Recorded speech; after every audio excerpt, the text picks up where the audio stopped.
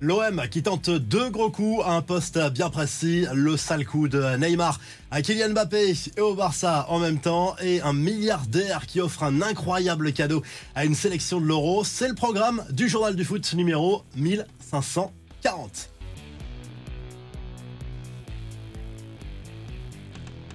Avant le journal du foot, on n'oublie pas de soutenir Programme TV Foot. C'est une appli qui vous permet de savoir sur quelle chaîne sont diffusés tous les matchs de l'Euro et de la Copa América. Cette nuit, le Brésil à suivre avant les huitièmes de finale de l'Euro dès samedi. Téléchargez l'appli, le lien à retrouver en description de la vidéo. Et on commence avec l'actu mercato. C'est confirmé, l'OM est bel et bien à la recherche d'un nouveau gardien. Ça sent pas bon pour Paolo Lopez qui se rapproche de la sortie.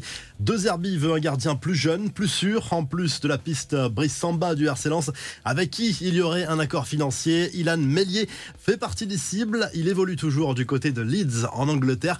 Ça s'agite aussi du côté de l'OL. Selon l'équipe, le club rhodanien s'apprête à casser sa tirelire pour enrôler le défenseur central Moussa Niakhaté, âgé de 28 ans. L'international sénégalais évolue depuis 2022 à Nottingham Forest. Montant potentiel du transfert 31 millions d'euros. À Lyon, toujours, on s'active aussi au milieu de terrain. D'après Abola, le joueur du Vitória Guimarães, Thomas Handel, plaît beaucoup aux dirigeants. À 23 ans, il est considéré comme l'un des meilleurs jeunes du championnat portugais. Montant potentiel du transfert 10 millions d'euros.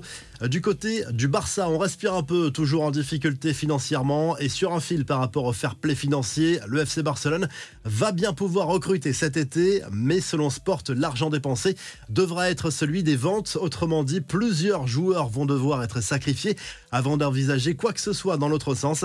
Enfin, le Real Madrid se lance sur une nouvelle cible défensive. Le club merengue pense à l'Italien Riccardo Calafiori, également dans le viseur de la Juve. Selon la Gazzetta dello Sport, c'est l'une des révélations de l'Euro côté italien. L'actu foot, c'est aussi la Copa América. Grosse pression sur le Brésil la nuit prochaine.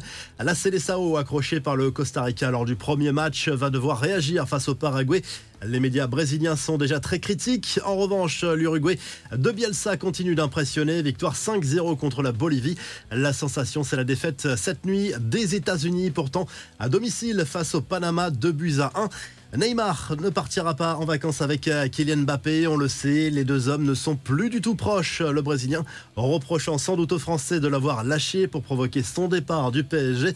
Neymar qui reste rancunier, la preuve au moment de lâcher son top 3 pour le prochain Ballon d'Or. Pas question de mettre le nouvel attaquant du Real Madrid sur le podium. Lui voit plutôt Vinicius Junior, Rodrigo et Bellingham. Finalement, il a ajouté Mbappé juste derrière lors de cet entretien, mais il ne cite que des joueurs du Real Madrid. Pas très classe pour le Barça, son ancien club. Une sacrée récompense pour les joueurs géorgiens. Plus besoin de négocier de nouvelles primes après leur qualification pour les huitièmes de finale de l'Euro. Les joueurs vont en effet recevoir 10 millions d'euros de la part d'un milliardaire. En fait, c'est l'ex-premier ministre géorgien Bidzina Ivanishvili qui a décidé de les féliciter à sa manière. La revue de presse en Espagne, on continue de faire preuve d'une certaine arrogance à l'image de Nico Williams qui a accordé un entretien au journal Marca. Pour lui, l'Espagne est clairement la meilleure équipe, mais attention à l'excès de confiance. C'est une autre compétition qui commence à partir des huitièmes de finale de l'Euro et un match manqué peut vous renvoyer à la maison.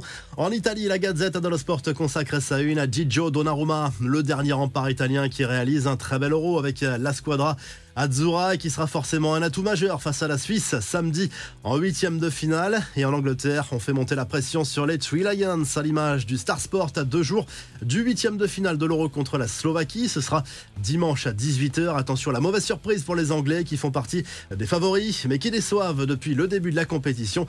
Si toi aussi tu as aimé ce journal du foot, n'oublie pas de liker et de t'abonner. Et à très vite pour un nouveau journal du foot.